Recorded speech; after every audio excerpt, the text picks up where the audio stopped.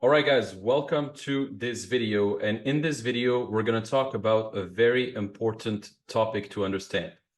So I made a thread on Twitter, X, but formerly Twitter.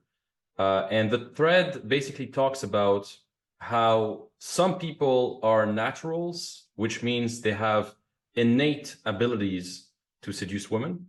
And some people are just like self-educated or self-taught, like they had to learn through books, movies, mentors, etc., how to seduce women. And there's kind of a difference between the two. And this is why there's this topic going on, which basically states that seduction is more of a talent than a skill. So a lot of people are asking, oh, is seduction a skill? Is seduction a natural talent? And I truly believe it's a mix of both, but let's read the thread.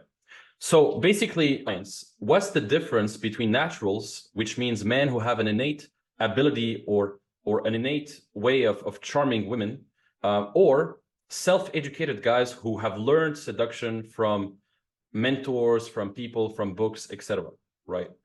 Well, first of all, I truly believe that everyone starts with a blank canvas at birth. Imagine when you're born, you know nothing, you've seen nothing, you have no beliefs, nothing. And it's like a blank canvas. And then the world paints some stuff on you, like some beliefs, some ways of thinking, puts some labels onto stuff. And you get a lot of your influence from your initial years, from your childhood, from your family, from your friends, etc. Now, of course, as well, some people might have better genes than others. Some guys are more good looking than others. Some guys are taller than others. They have better genetics, etc. But let's put aside the genetics, right? We all learn from people and experiences anyways. Like what we call natural born seducers, well, they may have been exposed to some positive examples of how a man should behave, or some positive examples of how, a man to woman relationship should be, from their parents, from their relatives, from who they interacted with when they were younger.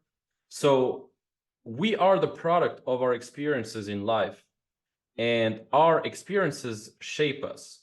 And some guys, unfortunately, they had a bad childhood, bad, toxic environments they grew up in.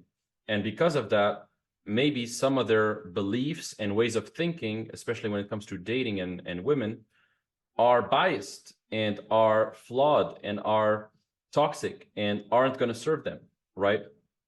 And so natural born seducers are mainly a byproduct of just having positive environments when they were younger. Now, I truly believe that, even if you're not born in an ideal environment, you can make yourself learn the right things. You can notice the patterns, identify what's successful, what's not successful, and model the people who are successful, right? And ultimately, like the people who actively seek knowledge and skills, etc., will outcompete the guys who do nothing. So even if you're a natural born seducer, well, you will get outpaced if you don't do shit and if you don't learn anything. The people who are going to keep educating themselves are going to win compared to the people who just rest on their laurels and do nothing. And usually natural born seducers, well, they're going to be very successful in their early years. These are the guys that you see being very successful in high school with women. These are the guys that you see dating the most beautiful girls in college, etc. But later in life, some of these guys usually stagnate and even decay because they don't keep growing.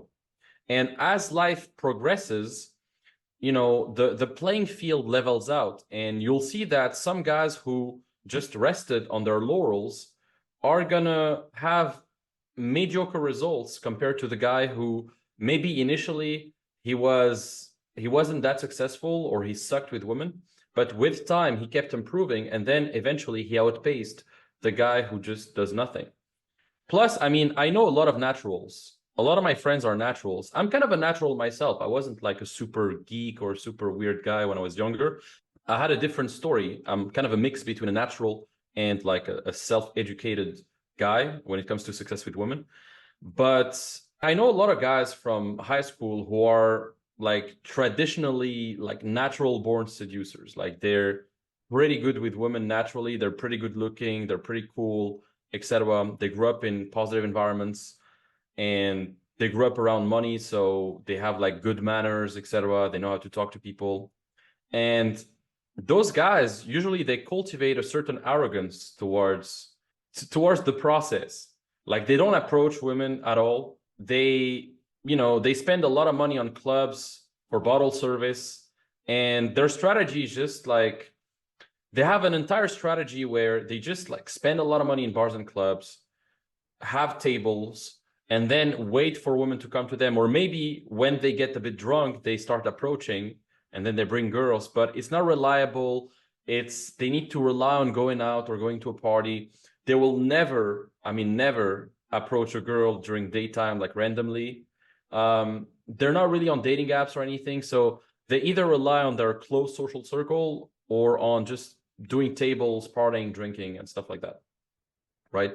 So they don't have a strategy. And ultimately, the guy who isn't initially good with women, but who actively goes out there, who actively approaches women, who actively has a strategy, for example, with Instagram, with social circle, with cold approach too, as I said, the guys who have a strategy usually will outpace the guys who don't, right? Now, on the other hand, if you're a guy who has some innate abilities to seduce women, initially you're a natural, but you also take the time to learn these things, and you also take the time to really cultivate the right practices and understand the right things about psychology and communication, etc. If you take the time to educate yourself on the topic, well, you become unstoppable because you combine your innate abilities and your innate charming skills to actual systems and processes that you can put in place. And so you become unstoppable. And that's kind of what happened with me. Like I wasn't weird in high school. I was pretty cool in high school. I had some girls around. I had some, social circle, etc. And even in college.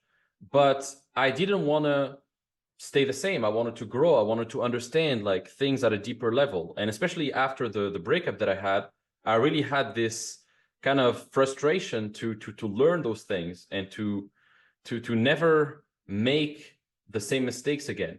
Right. And that's why I started learning. And when I combined my charm, my innate charm with the skills and systems that I learned, that's when, I became unstoppable when it came to dating. Like I had success consistently. Right. So the potential pitfall for natural born seducers is that they're going to rely solely on their innate abilities without progressing. But you don't want to do that. You want to also keep growing and learn the proper systems, and you're going to be way, way better. Okay. So understand those things. Now, if you sucked with women before and you were a geek before and you were, really like, maybe you were a virgin till an old age, like 30 or something, or maybe you never had a lot of success, that's fine. You have to learn and model the people who are successful, and then you have to potentially change your mindset, change your beliefs, adopt the right frame, and implement the systems so that you can consistently get dates. And that's what I show you in my programs, in my boot camps, in my books, in everything I do. And also I wanted to talk about something. So today I made a thread on X. You guys know I'm pretty big on X. I have a big profile called Playboy Secrets. I also have another profile called Playboy Systems. So at Playboy Secrets and at Playboy Systems. And I made this thread about, there's this picture of Dan Bilzerian a few years ago, about 10 years ago, with a girl called Andrea, right? And this is Dan Bilzerian in his jet with a girl called Andrea. And then 10 years later, there's this girl, Andrea, with her new husband. And now she's fat and she's with this husband, etc. And I made this tweet like, basically, a lot of women are going to choose a Playboy in their 20s because the Playboy is going to give them the thrills, is going to give them all the fun, all the pleasurable emotions, all the exciting feelings. But then at some point, women will hit a wall. At some point, women will realize that, shit, if I want to build a family, man, the clock is ticking. I need to build a family as soon as possible. And they want to aim for more security and commitment, etc. And so then usually they're going to settle with a simp guy or a beta guy or kind of a cuck who's going to pay her bills, secure the kids, etc. Right? Now, it's not always the case. And I don't want to say that women always do that or whatever. This is just because I saw this post on Instagram. I wanted to kind of repost that. Not all women are like that. I love women. I'm not preaching that women have this weird strategy or whatever. It's just like, this is just one case, okay? I don't want to generalize. I love women. I'm not an advocate for being bitter towards women at all. I have plenty of women in my life. They're all amazing. So it's not the idea here. But what I'm saying is sometimes girls will have all the fun in their 20s, and then they're going to settle with a guy in their 30s. But then the guy also is gonna be a second choice in a way, because she's gonna settle for him, but she's not gonna have the same attraction triggers, or she's not gonna feel the same towards him. Like she's gonna kind of take him as a second choice in the relationship, and usually the guy is gonna kind of be kind of a cuck in the relationship in some way. Now maybe it's not the case, but in a lot of ways it is. And they're going to grab him by the balls most of the time. The guy is going to be kind of limited in his relationship. He's not going to have the power frame. The girl is going to be kind of controlling him in a way. And that's what happens usually. And so in my opinion, here's my opinion. If you want to marry a girl, marry her in her 20s. If she won't give you her 20s, like if you don't marry her in her 20s, don't settle for her in her 30s. That's my humble opinion. If I ever marry a girl, she's going to be in her 20s, ideally less than 25, between 18 and 24, 25 maximum. And I'm going to marry her at that age. And then if I choose to marry her, and if I choose to make kids with her and commit to her, then yes, I can commit to her till old age, and we can grow together, etc., and raise our kids together. But she has to give me her 20s. I'm not going to be with a girl and marry a girl in her 30s. That's not going to happen. And I know some of you guys will criticize me for saying that, like, oh, you're so narrow-minded. Like, why wouldn't you, marry a girl in her 30s if she's your soulmate, if she has great values, etc.?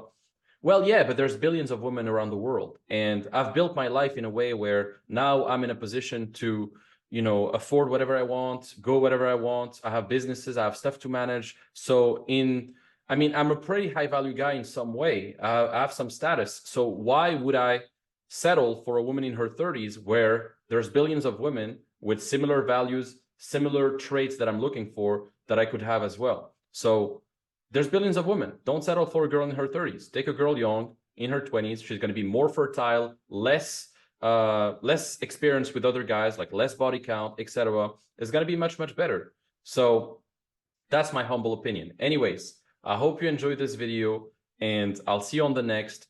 By the way, if you haven't subscribed to my Telegram channel, I highly recommend subscribing to my Telegram channel.